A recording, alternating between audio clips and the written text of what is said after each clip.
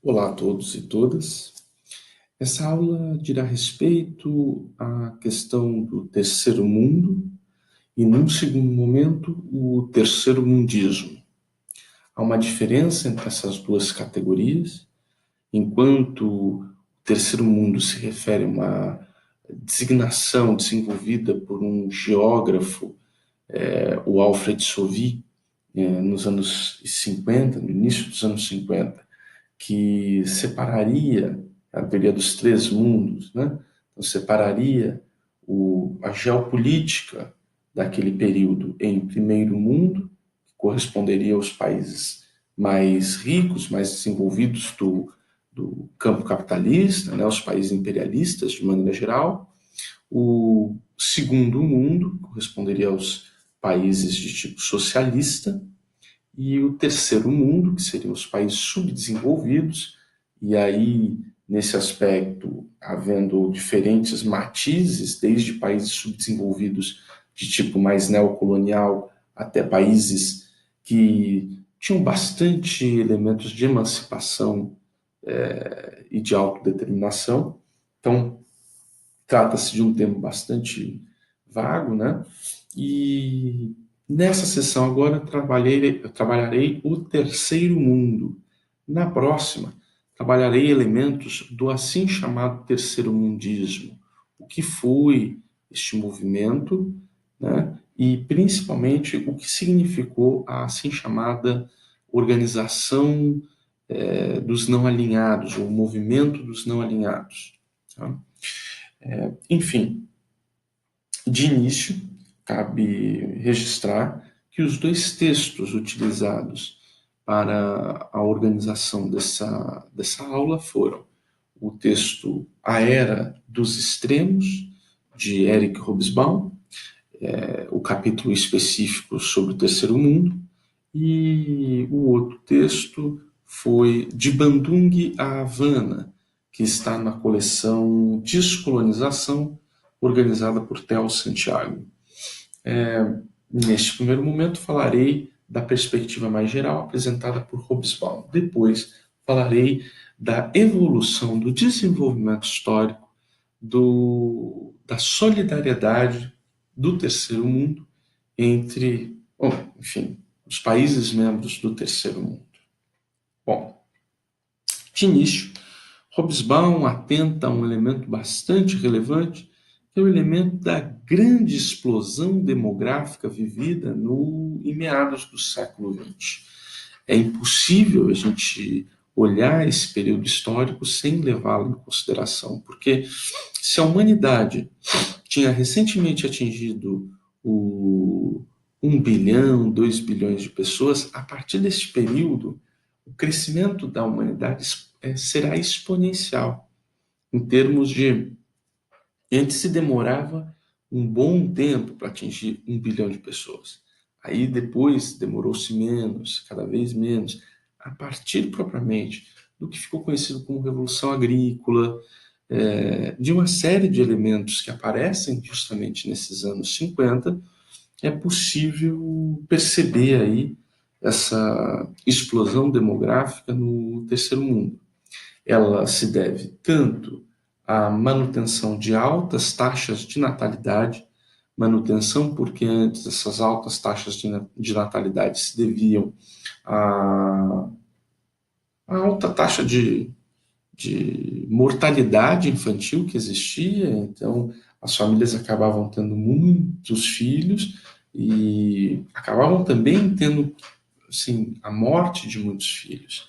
Né? Então, as altas taxas de natalidade entre os países do assim chamado terceiro mundo se mantiveram e houve uma expressiva queda nas taxas de mortalidade, né? Principalmente com o acesso mais facilitado a elementos de saúde, a recursos básicos, saneamento, enfim, o alastramento de uma rede que permitia que essa taxa de mortalidade se reduzisse consideravelmente. Isso vai ser notável a partir dos anos 1940, principalmente, né? A inovação médica e farmacêutica combinada aí com uma inovação em outras áreas, mas principalmente também nos transportes, Isso facilita, por exemplo, a que uma pessoa que esteja doente e more numa região distante, propriamente de um centro médico, consiga, com transportes mais dinâmicos, cruzar longas distâncias e ainda, enfim, ainda que seja levada essa pessoa, ainda ter condições de ser atendida e efetivamente puder ser salva daquele processo, né? Hobsbawm atenta que, diante do fato de que você teve uma ampliação enfim, uma ampliação populacional, né? Uma expansão populacional, sem uma mudança na base produtiva, uma mudança em termos estruturais nessa base produtiva, uma mudança no modo de produção, enfim, o fosso entre os ricos e os pobres nesses países atrasados tende a aumentar, porque se não houve mudanças consideráveis no campo econômico, e houve talvez até um crescimento no campo econômico, mas um crescimento que foi na ordem de, digamos, 2 vezes, se você teve um crescimento demográfico na ordem de 2 vezes também, aquele crescimento, por mais que tenha sido pensado para ser, vamos dizer, planejado com uma distribuição, ele acaba não gerando um efeito aí de multiplicação. Claro que a mudança no modo de produção alteraria completamente essa relação. Países avançados também tendem a se destacar em relação a países atrasados. Só é importante tomar cuidado. Esse elemento demográfico, por vezes, é utilizado para justificar um neomalthusianismo, que alegaria que o problema no mundo é o excesso de gente. Não é isso que está sendo colocado aqui. A questão é a disparidade social, ela tendeu a se intensificar diante de um aumento demográfico tão expressivo, sem um acompanhamento do crescimento econômico e de uma distribuição, evidentemente, expressivas da mesma forma. Então, a disparidade social cresceu. Tá?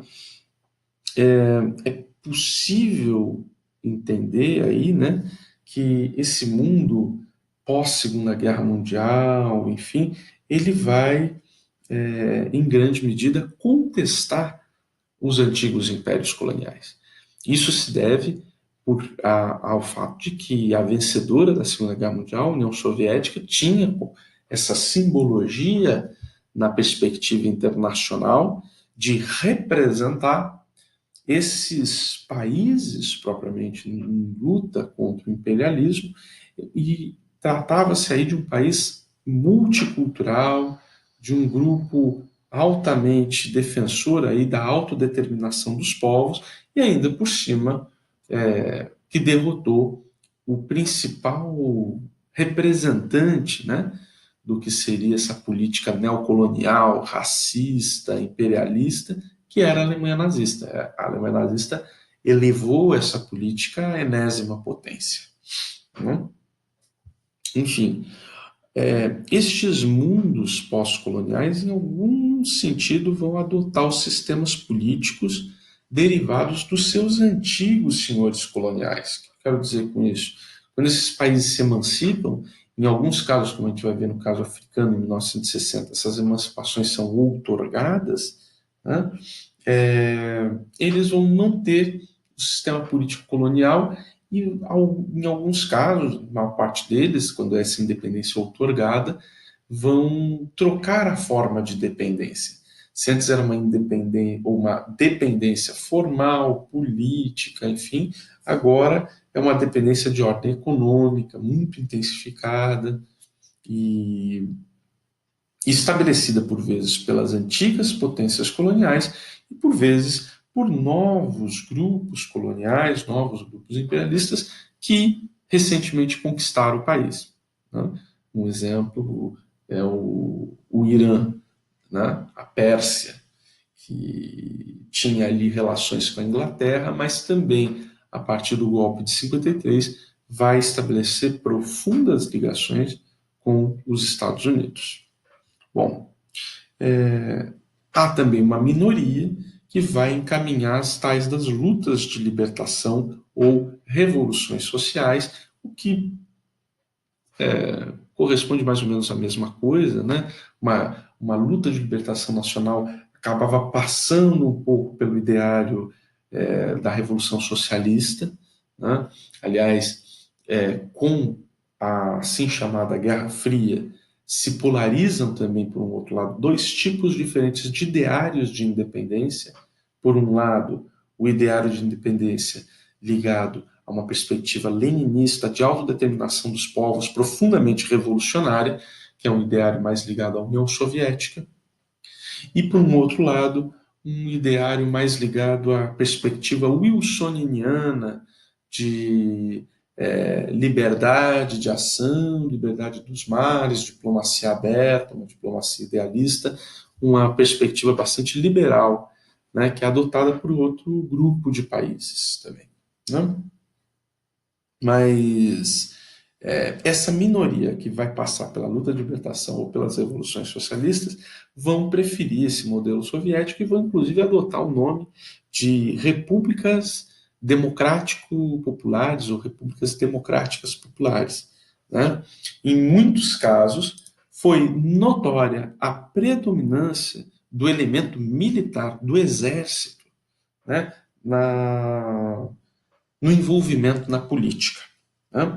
A gente sabe aqui no caso brasileiro, mas esse não foi o único caso brasileiro, ou foi o único caso mundial, eu quero dizer, e a gente vai ver que nesse momento, muito diferente, por exemplo, até os anos 1914, as políticas de golpes de Estado vão se tornar muito frequentes.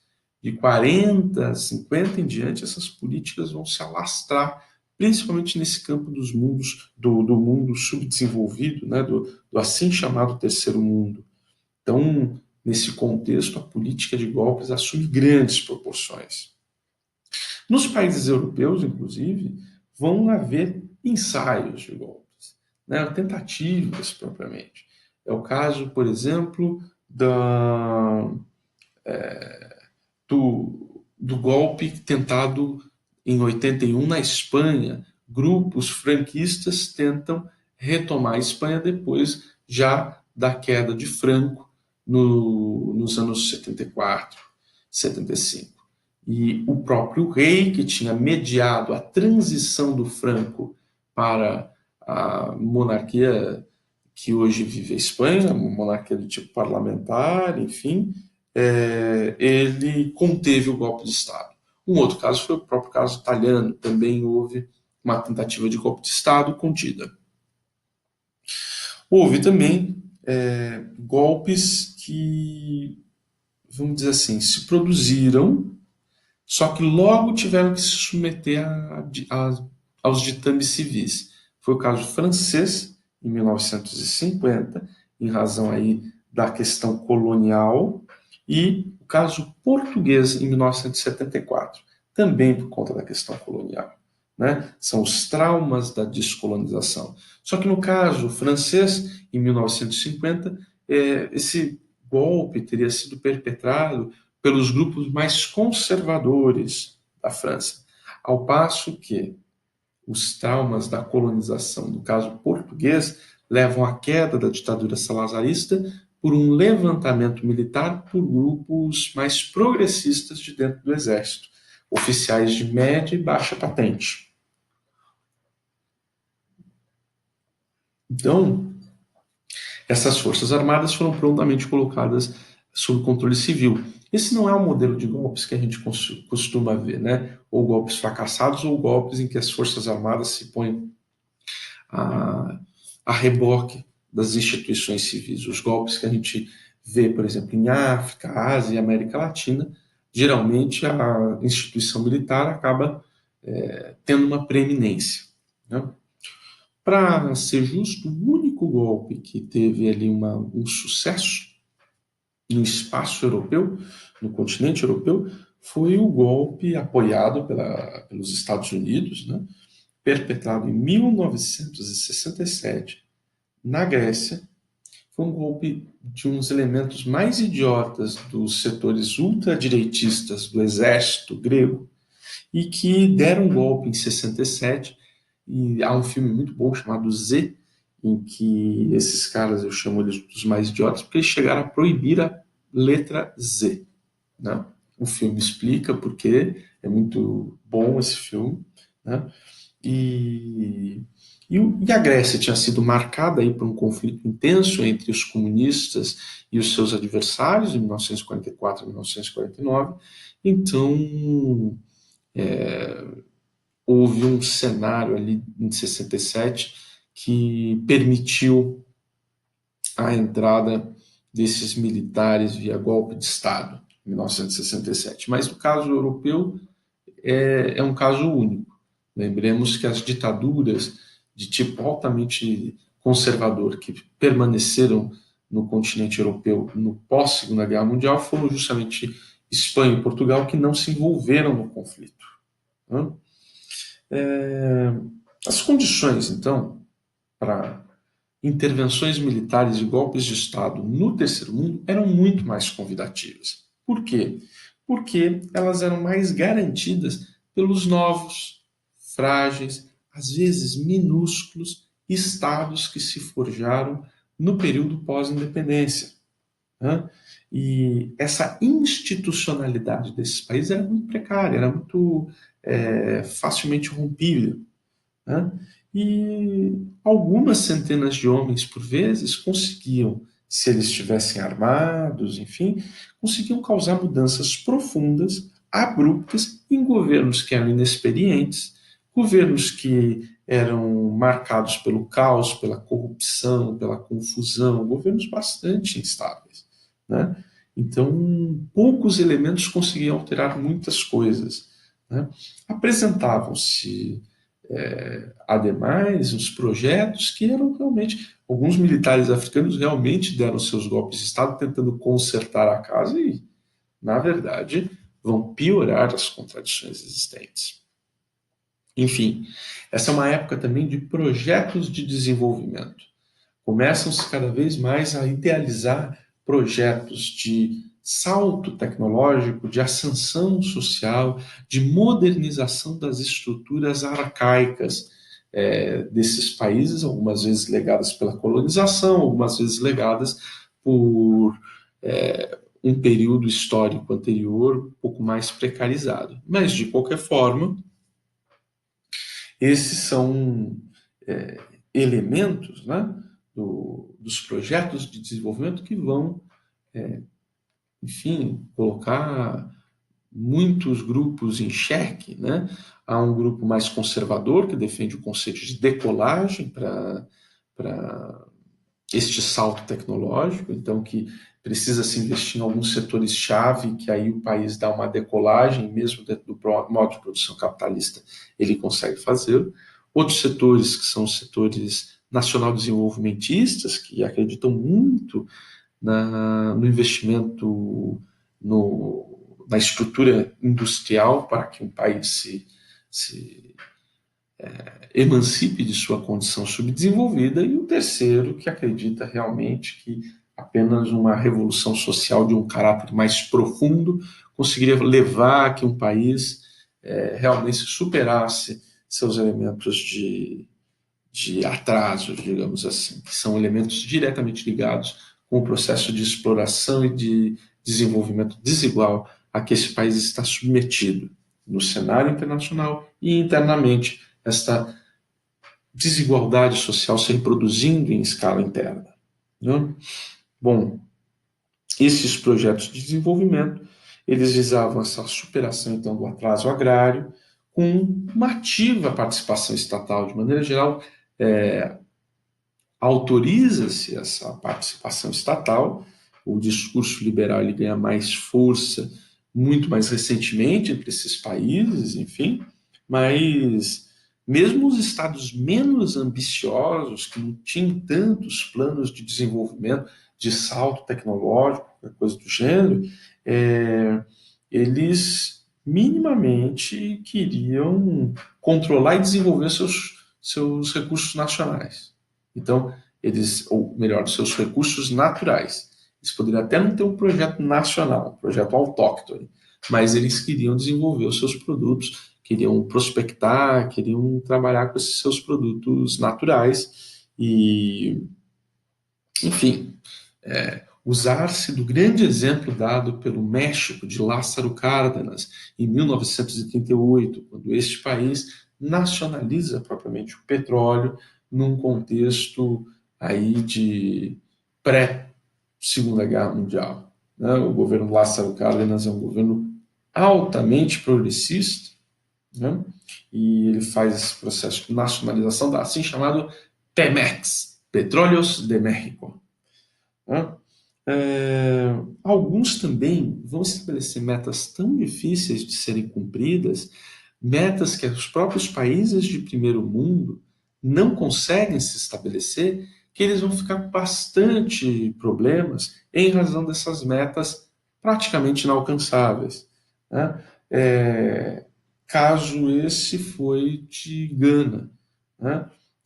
Foram metas tão difíceis de serem cumpridas que eles acabaram com grande parte do ouro ganês.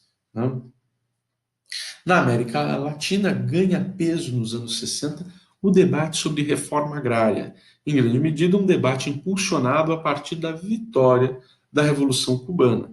Mas lembrando, a reforma agrária ela não é uma medida revolucionária. Reforma agrária ela é uma medida que visa estabelecer, inclusive, alguns pressupostos burgueses. Né? Uma revolução agrária ela tem um outro caráter, um outro sentido, e aí sim ela constitui um salto qualitativo muito mais profundo. Né? Mas a Revolução Cubana vai trazer essa pauta da reforma agrária para os anos 60 na América Latina e em todo o terceiro mundo, a pauta educacional, eu tinha comentado Gana, que também se notabiliza nessa área, mas em todos os espaços do terceiro mundo, essa pauta educacional ela se projeta. Não por um acaso, é um momento de grande projeção de uma figura como o senhor Paulo Freire, que tem grandes contribuições nessa área pedagógica. Né? É importante notar que eu tinha usado já mais de uma vez o termo não alinhados. O que seriam esses não alinhados? Seriam países que supostamente seriam não alinhados com as duas grandes potências. Então, eles não tinham um alinhamento automático nem com os Estados Unidos, nem com a União Soviética. É claro, é evidente, que isso não se traduz na prática. É evidente que há mais simpatias para um lado do que para o outro. No caso, os não aliados, eles não eram exatamente, vamos dizer, igualmente opostos aos dois lados da Guerra Fria. Os inspiradores e defensores dos movimentos de libertação nacional, por exemplo, eram ex-revolucionários coloniais radicais.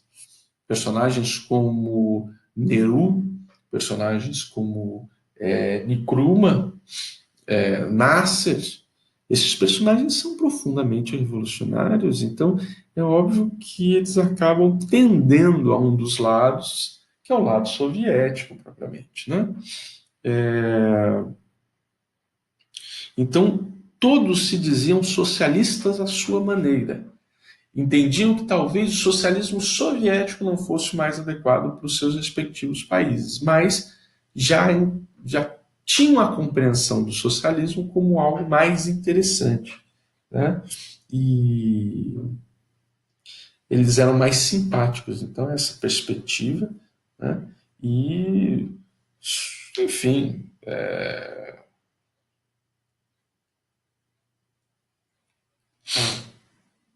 estavam dispostos a receber a ajuda econômica e militar da União Soviética.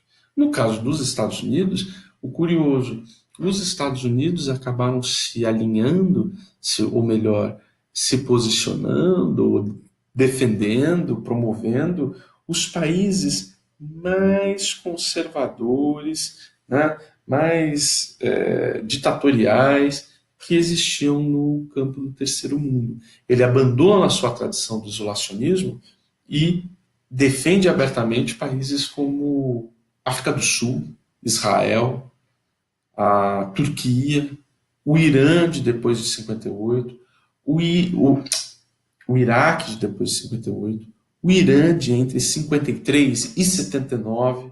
eles vão defender geralmente os países mais reacionários, né? E então eles são muito mal vistos de alguma forma pelos grupos mais progressistas dos não alinhados, né? E com o processo de revolução cubana, inclusive, há, há uma conversão dos não alinhados numa tricontinental. Na próxima aula isso será mais bem esboçado, mas aquele movimento que começara em Ásia se alastrou para a África, e aí, com a Revolução Cubana, em 1959, chegou à América Latina. Então, coordena-se a assim chamada tricontinental.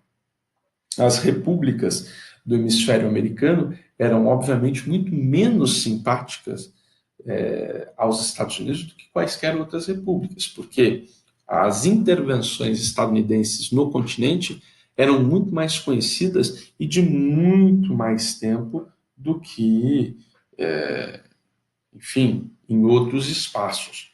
A projeção dos Estados Unidos como essa potência altamente intervencionista ficou mais evidente a partir da Segunda Guerra Mundial em outros lugares. Mas aqui, desde o século XIX, na América Latina, os Estados Unidos invadiram o México, os Estados Unidos fizeram intervenções em Cuba, nos países da América Central, na própria Colômbia, e conseguiu arrebatar o Canal do Panamá para si, enfim. Então, claro que essa crítica não era estendida a toda a população de um determinado país. Havia elementos de classe dominante que iam pegar seus aviões ali, estavam com o chapéuzinho do Mickey e iam festejar lá Hollywood, né? E essas bobagens que tem nos Estados Unidos. Mas, de qualquer forma, ninguém desejava um conflito mundial, né? Diante das já conhecidas experiências da Guerra da Coreia, entre 1950 e 1953, e a Guerra do Vietnã, uma guerra de bastante extensão, que vai terminar lá nos anos 70, se a gente contar aí desde os anos 45, né, da libertação contra os japoneses, os vietnamitas estão lutando, mas enfim, tanto o Vietnã e a Coreia colocaram um pouco uma perspectiva, né, e mostraram para o mundo não queria realmente, os países de terceiro mundo não queriam realmente se envolver num conflito dessas proporções, né? Então, tentava-se, né, realmente, quando se coloca como não alinhados, tentava-se realmente não ter um alinhamento imediato que pudesse se produzir no desenrolar de uma guerra. Dois casos são excepcionais, que são dois casos o quê? Dois casos em que os conflitos que ocorrem nesses espaços não são propriamente conflitos que têm uma repercussão de alcance global. Eles até são muito importantes, muito expressivos em termos de número de mortos, enfim, mas eles não chegam a ser elementos polarizadores que estão jogando em consonância com as disputas entre União Soviética e Estados Unidos, né? Essas duas regiões em que as tensões internas são legadas normalmente pela ocupação imperialista, onde o imperialismo coloca o dedo, tem a certeza que vai se gerar instabilidade, né? Então, os imperialistas criavam condições e, e esses países periodicamente irrompiam em guerra. Quais seriam essas regiões? As regiões seriam o Oriente Médio e uma parte, a parte norte do subcontinente indiano, né? Então, o Oriente Médio e a parte norte do subcontinente indiano seriam esses dois espaços aí de maior tensionamento, mas um tensionamento que não chega a ter tanto proporções globais. A gente vai ver que no caso do Oriente Médio ele até tem um pouco mais, mas no caso da, do norte do subcontinente indiano, né, esse foi mais facilmente isolável da assim chamada Guerra Fria, né? Os Estados Unidos até foram chamados pelo Paquistão a se envolverem no caso.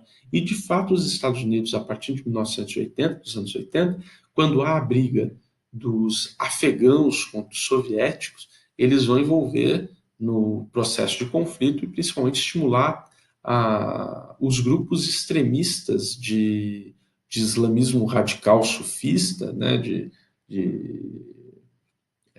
sunismo wahhabista, praticamente, entre os mujahideen, né, na região do Paquistão, melhor, do Afeganistão, para a derrocada da União Soviética e da presença soviética naquele espaço. Né? Mas esse espaço aí de Índia, por exemplo, chega a ser alvo de 3 guerras, ou seja, chega a ser um espaço de 3 guerras regionais de bastante relevo. A Primeira Guerra, de 1962, entre China e Índia, vencida pela China. A Segunda Guerra, que vai acontecer em 65, entre Índia e Paquistão, vencida convenientemente pela Índia. E uma terceira guerra, que vai ser o segundo conflito entre Índia e Paquistão. E que aí vai ser o quê? A Índia vai apoiar a separação do Paquistão Oriental, que na época era dividido, né? O Paquistão tinha uma descontinuidade territorial, e aí a Índia vai apoiar que esta descontinuidade territorial em relação ao que hoje a gente chama de Paquistão, ela se emancipe e forma-se o governo de Bangladesh, que antes era ligado ao Paquistão. Né? No caso do Oriente Médio, o envolvimento de Israel, Turquia, o Irã do Shah Reza Pahlavi entre 53 e 79 torna a situação um pouco mais tensa. Ainda que a União Soviética tenha cometido o erro de reconhecer a Palestina ocupada como um Estado legítimo, os Estados Unidos nunca vão deixar a região barato. Né? E esse envolvimento de Israel levava à participação ativa dos Estados Unidos. Né? Israel era a principal força, e ainda é, a principal força de perturbação na região, né? Porque ela vai se expandir para além do acordo estabelecido pela ONU em 1948. Ela vai ter pretensões expansionistas até uma espécie de uma expulsão propriamente dos grupos ligados aos palestinos, aos países árabes, mas principalmente aos palestinos, né? E aos grupos mais progressistas entre os países árabes. Né? Porque Israel não liga de conversar com os grupos mais conservadores dos países árabes, tampouco esses com Israel. Embora todos eles falem, não, a gente é a favor da causa palestina, eles dialogam com Israel, bastante frequência. Né? Na América Latina, a maior parte dos regimes se manteve numa espécie de uma dependência neocolonial. Claro, uma exceção honrosa de Cuba, né? Mas todos eles se mantiveram numa posição de dependência neocolonial com os Estados Unidos, somando-se aí Brasil, Argentina, Chile, enfim. E nos casos de discordância, como existiram, né, o caso de 54 do Jacob Arbenz, na Guatemala, ou o caso de 73, no caso, o Pinochet e o Allende, Salvador Allende, né? E a própria Guerra Suja, que vai ser encaminhada contra a Nicarágua durante todos os anos 80 para tirar os sandinistas do poder. Né? Então, essa é a grande disparidade que veremos, né, entre esses países. Essa disparidade ela vai se intensificar cada vez mais com os processos de salto econômico, mudança tecnológica, um plano de desenvolvimento nacional um pouco mais efetivo, outro um pouco menos. Então, aquele termo terceiro mundo, ele acaba ficando bastante defasado, porque ele já não consegue mais reunir numa mesma aba categórica o Egito, que é um país rico no continente africano, e o Gabão, não é um país tão rico. Ou Brasil, por exemplo, e Honduras. Né? Então, o termo acaba perdendo força, o termo de terceiro mundo. E aí, na década de 70, ele vai sendo substituído por outros, né? Como países dependentes, países periféricos, sul global, o sul global contra o norte global, né? Então, esses são os elementos centrais para a compreensão do que foi o assim chamado terceiro mundo nesse período dos anos 50, 70, mais ou menos. Muito obrigado.